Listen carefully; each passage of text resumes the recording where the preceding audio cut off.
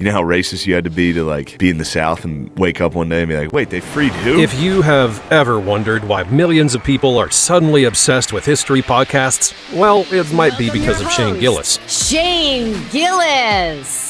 Hello. Somehow, a comedian has a history degree.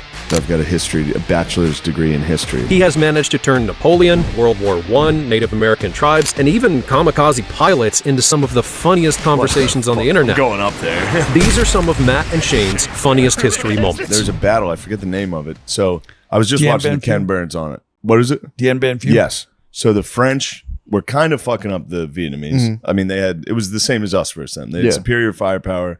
But again, just like time and time again, the Vietnamese were very good at guerrilla warfare because we trained them during World War II. Oh, yeah. Yeah, a little fucking, Mujahideen type shit. Yeah. And they were about to come to talks. France and Vietnam, they were about to come to the table. Before they went to have talks, they both tried to get one more offensive in. So they had leverage when they went to talks. Nice. So France sets up at, what's it, Dien Bien Phu, yeah. They just put themselves at the bottom of this valley.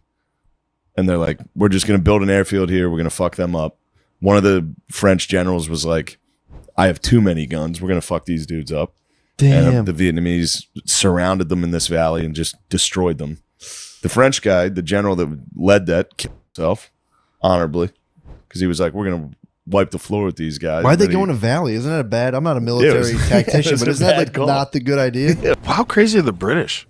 Just gonna come over here and start marching. This might have been the British worst military strategy in history. Walk With a right at big you. white stripe on your chest. Red jackets. It's 100% a target. Yeah. Red and white is what you use for archery targets.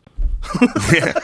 They had to change. It's so dumb. Once rifling took over, they had to be like, all right, we got to switch our uniforms. But I think a lot of people don't understand why Napoleon is the Why GOAT. was Napoleon different? And how did he change warfare forever? Well, Shane explains something most history classes completely skip. Because in America, we look at the French as just getting walked over through wars throughout they were history. wild. But he was that motherfucker. Yeah.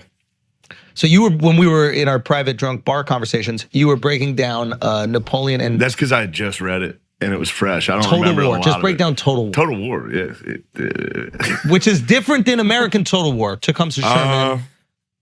Yeah, kind of. But yes, the Total War was like maybe invented by Napoleon, where it was like using the entire country. The way you were talking about using like women, just the entire country's industry switches to war. Like when it's wartime, Yeah. the Everybody's car makers don't make cars. Yeah, They make tanks. Yeah. Okay. And bullets. And the entire country is like, yo, it's on. And no other country did that. War was kind of, It was gentlemanly. yeah, it's a Like weird thing to lords say would that. have like, they would like, when they surrendered a fort, they would like hand him a sword and have like a meeting and all this shit. But he was the one that was like, no, we're fuck them. Killing everybody. I'm wondering how many more people have died in war since Napoleon. Like, I mean, World War II was crazy. 1 and 2 we did it. It was the worst things that have ever happened. Yeah. Yeah. They did it. And we'll do it again. Yeah. We're gonna do it again. You feel like it's from they to we, and I'm Well, low. if it's a victory. Those guys did it. And now we're gonna do it Well, again. we were in both World the Wars. people so alive. We'll be in the third, I'm sure. Yeah, we'll do it. You're not sitting that out. But does the third happen? I don't know. I go back and forth if the third one actually happens. Because I think if the third one happens, it's just everybody's dead. Because we have weapons of mass destruction now. Yeah, I just... It's like that Einstein quote. Yeah. What is it? The last war will be fought with... Yeah, the first war was like bullets and guns. The second is bullets and guns, but the third will be sticks and stones or some shit like that. What was World War I over? That's the ultimate dumbest fucking one ever. What is it over? Archduke Franz Ferdinand got assassinated in Serbia. That's right. And then And Serbia, the guy Lucky ran into him outside of a restaurant. Yeah. I tried to kill him, didn't. Then his car was parked outside of a restaurant. He's like, oh, Yeah, there he is. there he is. Yeah. And then their ally was, Serbia's ally was Russia. Austria's ally was Germany. Germany was like, we're going to help Austria. That's why they got blamed. Wow. And then the whole world. And then the whole world, which they were all cousins. Why'd they assassinate that dude? Because Austria and Serbia, I guess, had a pretty long history of fighting each other. And he was in Serbia, Montenegro, was it? And it was kind of like flaunting it a little. Oh. It was kind of like, you shouldn't be here. Like Although, when Nancy Pelosi went to Taiwan. yeah. Of just like, I can handle it. Yeah. What you gonna do, China? I could be wrong though. I think it was like Franz Ferdinand was actually like one of the guys in Austria that liked Serbia, and he was one of the guys like helping it. He was like an advocate for it. So what happens in Germany during World War I? So World War I was over nothing. They fought. Everybody died. Like millions of people died. Yeah. And a lot of times it's just trench warfare where they, over the course of 4 or 5 years, they gained nothing, lost nothing.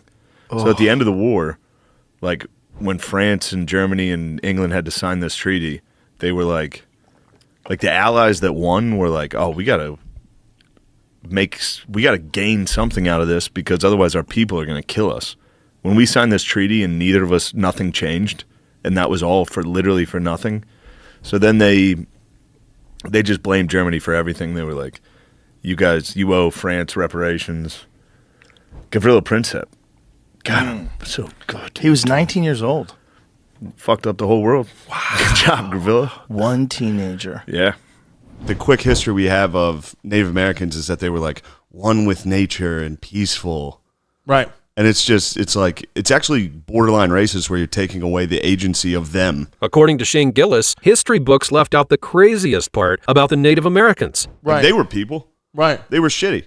Right. They were just as shitty. Right. So, they had issues. Yeah. Because I think like most people don't know because you read this book, but like most people think, I think like America, the United States came in, ripped these good, nature loving Native Americans from their land, put them on reservations, and we owe them everything. Like we are horrible, so horrible to them, which I'm sure is all true. I know that that is all true. Yeah. But the problem is that the Comanches, is it just one tribe of the Native Americans? The Comanches were bad, or like did you learn that like a bunch of them? Yeah. Yeah. There's a ton. There was so many tribes. And they were like the Comanche when they started. Not started, but like the early records of the Comanche were like they were kind of up in like the Rockies, and they were little tiny guys. That's another thing. Squeaks, we call them on the show. They were squeaks. All like because we have this version of Native Americans that are like the northeastern, the woodland tribes where they're all like avatars, right? Like long and sinuous, how do I say that word? I don't know. I've never heard of it. Cinnabon? Sinewy? Cinnamony? Anyway, long avatar people. Long avatar people. Okay. But then you head out west, and they were much more like Mexicans. Right. Just little squeaks. Little tiny guys. But those were the Comanches were the squeaks? The Comanches were the squeaks. But they were fucking... And they sucked for a while. And then when the Spanish came over, brought the horses, and then the horses would start to escape and get out. And certain tribes didn't know what to do. Like the Apache were just eating the horses. Really? They weren't sure how to... like, these things are good. We're going to keep munching these. Yeah. And then the Comanches started riding them and got like incredible at it. And then... So for like centuries, they were the lowest on the pecking order, and they would get fucked up by Comanches. everybody. Yeah, the Comanches would get rocked by everybody, and then they got horses, and they got revenge, dude. They Columbined out. What? Right. All the people that were picking on them got paid fucked. for it. They got it. They got it hard. You had to think of how much the British Army conquered in the world. Everybody. Like, everybody.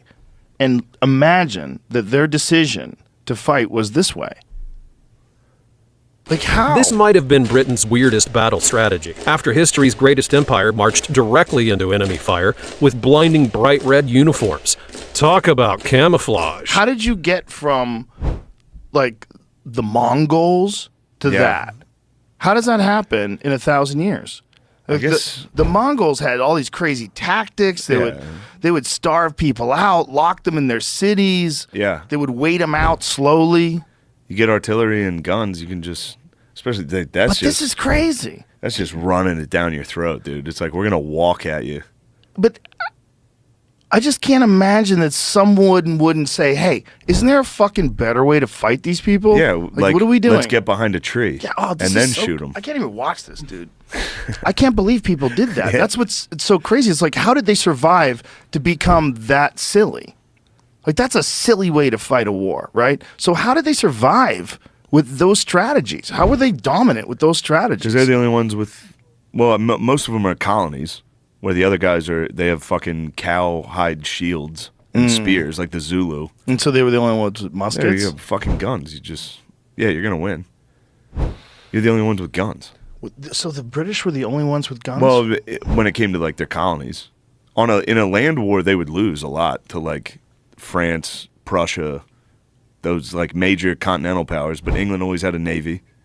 They always dominated through naval warfare, and then they had to team up with everyone to stop Napoleon. Dude, once they started shooting cannonballs off boats, that's a problem. That must have been the game changer. Huge problem. When did they start doing that? When they start doing cannonballs from boats? Because that is a motherfucker. Yeah. You got a cannon on a boat? Shooting at people without cannons? Boom! Yeah, you can just do this all day. How many times did they have to shoot that cannon before they figured out how hard they have to bolt it into the floor? A lot. They shot out the other side of the boat. You got a floating wooden thing with this giant iron tube on it that has explosions go off on it. And just 4 poor guys from Manchester operating it. Oh my God. Boom! Speaking of the Japanese, I was watching Letters from Iwo Jima. You ever see that? As a last resort, Japan initiated one of the darkest chapters of World War II.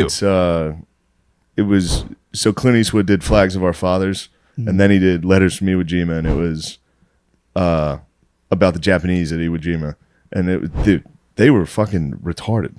Why? They constantly.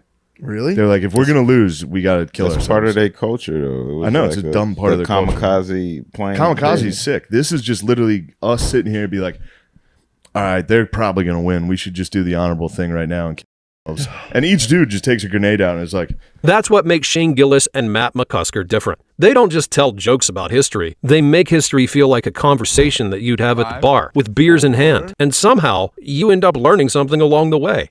I can actually speak a little Japanese myself. Oh, if there are other history moments from Matt and Shane's Secret Podcast that deserve to be in part 2, be sure to let me know below. As always, don't forget to like this video, leave a comment beloue, and subscribe to the channel. Thanks for watching, and I'll see you next time. Go take the grenade and throw it at the guys. That's coming crazy. At you. Yeah. That's it. They were like, don't be a coward. You got to fuck yourself right now. Damn. Talks about that's suicide. also a good war tactic, too, though. Just be like, yo, Japan, I don't know if you know this, we're winning. And they're like, fuck. Yeah, you can't fire us. We quit. They did rage quit. Japan rage quit constantly. They were down 30 in Madden and was just like, fuck this shit, dude. I'm turning off the game.